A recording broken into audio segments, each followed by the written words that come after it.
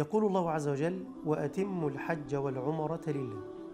هذه الآية ترفع شعار الإخلاص. معنى ذلك إذا نويت الحج أو العمرة لا بد أن يكون هذا العمل خالصا لوجه الله سبحانه وتعالى. وهذا الأمر سيستشعره الحاج عندما يبدأ أول مناسك الحج. يعني إحنا لما بنبدأ نحرم ونلبس ملابس الإحرام نتجرد من كل شيء، نتجرد من الدنيا وما عليها، نخلع المخيط بالنسبة للرجال، نمتنع عن الطيب، نمتنع عن الشهوات، نمتنع عن كذا وكذا وكذا، فنحن نتجرد لله سبحانه وتعالى. وما أمروا إلا ليعبدوا الله مخلصين له الدين. لما بنروح ونطوف حول الكعبة الإخلاص بيرزق الإنسان التسليم. ليه ربنا سبحانه وتعالى بيقول وأتموا الحج والعمرة لله؟ ليه ربنا عايزنا مخلصين؟ لأنك لو أخلصت سيستسلم قلبك لله عز وجل. ولذلك لما تروح تؤدي مناسك الحج المناسك كلها استسلام لله سبحانه وتعالى، كلها استسلام لله عز وجل. لما بتطوف حول الكعبة، الكعبة مبنية من أحجار. لما بتقبل الحجر الأسود ده حجر. طيب لما بتروح ترمي الجمرات بترمي حجر. طيب ليه ربنا سبحانه وتعالى جعلنا نطوف حول حجر ثم بعد ذلك أمرنا أن نرجم حجرا؟ ربنا عاوز يعلمنا معنى التسليم النابع من الإخلاص. نحن لا نطوف حول حجر، وإنما نطوف حول أمر الله عز وجل في هذا الحجر. نحن لا نقبل حجرا، وإنما نقبل أمر الله ورسوله. سيدنا عمر كان بيقول كده: إني لأعلم أنك حجر لا تنفع ولا تضر، ولولا أن رسول الله قبلك ما قبلتك. يبقى احنا نستسلم لله عز وجل. لما بنروح نرجم في رمي الجمرات نحن لا نرجم حجرا، وإنما ننفذ أمر الله سبحانه وتعالى. هي عبادة كلها مبنية على الإخلاص، مبنية على التسليم الكامل المطلق لله سبحانه وتعالى.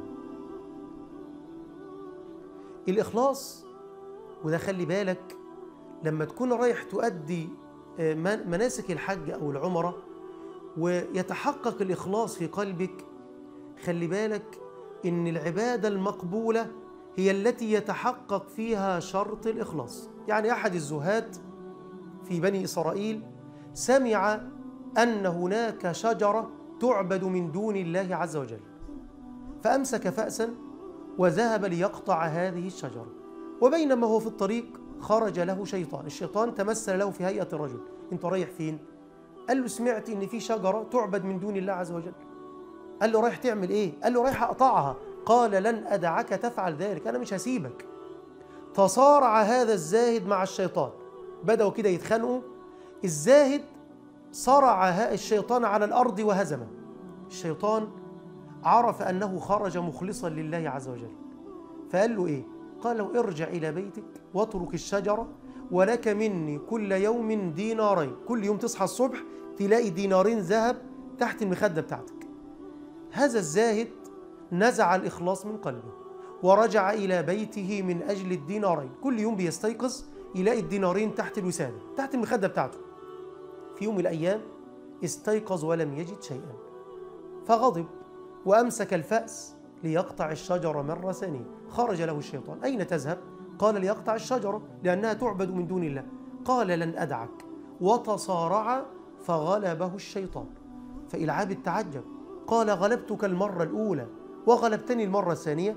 قال: لأنك في المرة الأولى خرجت من أجل الله فغلبتني، لكنك في المرة الثانية خرجت من أجل الدينارين فغلبتك معذرة. لأنك في المرة الأولى خرجت من أجل الله فغلبتني، أما في المرة الثانية فقد خرجت من أجل الدينارين فغلبتك. دي رسالة للحجيج. أنت رايح تحج ليه؟ لو رايح علشان ربنا سبحانه وتعالى، لو رايح مخلص لله، سيهون الله عليك مناسك الحج. هتلاقي كل حاجة سهلة جدا وميسرة. يعني ممكن تلاقي حج من الحجيج تعبان والعبادة فيها مشقة على نفسه وقلبه، نقول له: جدد العهد مع الله سبحانه وتعالى، جدد نيتك لله عز وجل، لأنك لو جددت النية لله سيستسلم القلب لله. وربنا وعدنا إن الشيطان لن ينتصر أبدا على العباد المخلصين، قال فبعزتك لأغوينهم أجمعين إلا عبادك منهم المخلصين.